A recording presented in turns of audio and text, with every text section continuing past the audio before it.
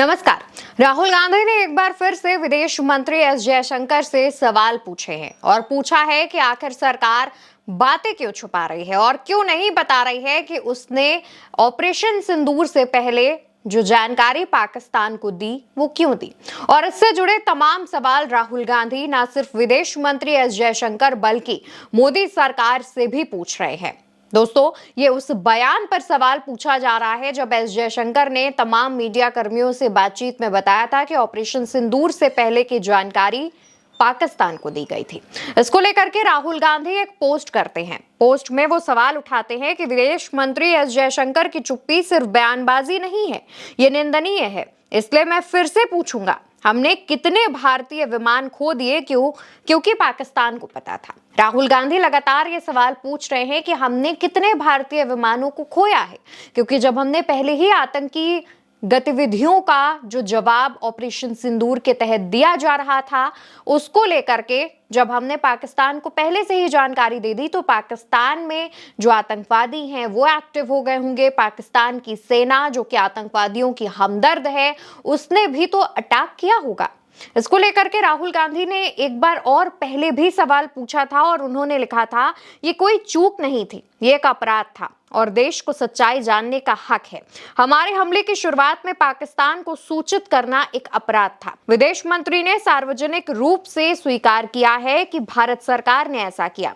इसे किसने अधिकृत किया? इसके परिणाम स्वरूप हमारी वायुसेना ने कितने विमान खो दिए? लगातार राहुल गांधी विदेश मंत्री एस जयशंकर से सवाल पूछ रहे हैं कि हमारी सेना ने कितने भारतीय विमान खोए हैं। ये सवाल तब उठने शुरू हुए जब एस जयशंकर ने अपने एक बयान में कहा, हमने ऑपरेशन की शुरुआत में पाकिस्तान सरकार को मैसेज भेजा था कि हम आतंकी ठिकानों को निशाना बना रहे हैं, सैन्य ठिकानों को निशाना नहीं बनाया जाएगा। ऐसे में सेना के पास पीछे हटने और हस्तक्षेप नहीं करने का विकल्प है। पाकिस्तान ने इस अच्छी सलाह को नहीं माना। दोस्तों, विदेश मंत्री एस जयशंकर ये कहते हैं कि हमने जब इस ऑपरेशन की शुरुआत होने वाली थी, उससे पहले ही पाकिस्तान को इसके बारे में जानकारी दे दी थी कि हम सिर्फ आतंकवादी ठिकानों को निशाना बना रहे हैं। ऑपरेशन सिंदूर के बाद अगर आप पाकिस्तान की तमाम खबरों पर नजर डालेंगे तो देखेंगे कि कैसे पाकिस्तान की जो सरकार है, जो सेना है, वो आतंकवादियों के मारे जाने पर दुखी हो रही है, आतंकवादियों के लिए मुआवजा घोषित कर रही है। पाकिस्तान की सेना आतंकवादियों के जनाजे में जा रही है। तो आखिर वही पाकिस्तान अपने आतंकवादियों को बचाने के लिए कोई एक्शन क्यों नहीं लेगा? भारत का जवाबी हमला वापस क्यों नहीं देगा?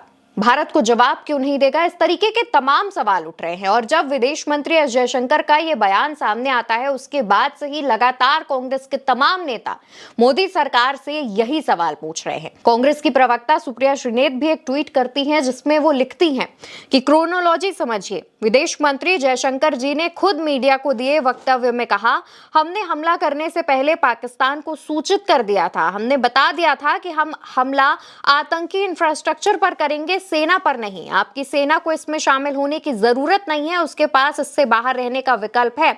मतलब खुद सरकार ने पाकिस्तान को आगाह किया और फिर यह सोचा कि वो कुछ नहीं करेंगे, हाथ पर हाथ धरे बैठे रहेंगे। सूचित करने का क्या मतलब होता है? हमने पाकिस्तान पर इतना भरोसा कैसे कर लिया? क्या हमने सेना के जाबाजों को खतरे में नहीं डाला? क्या हमने दुर्दांत आतंकियों को भाग जाने का मौका नहीं दिया?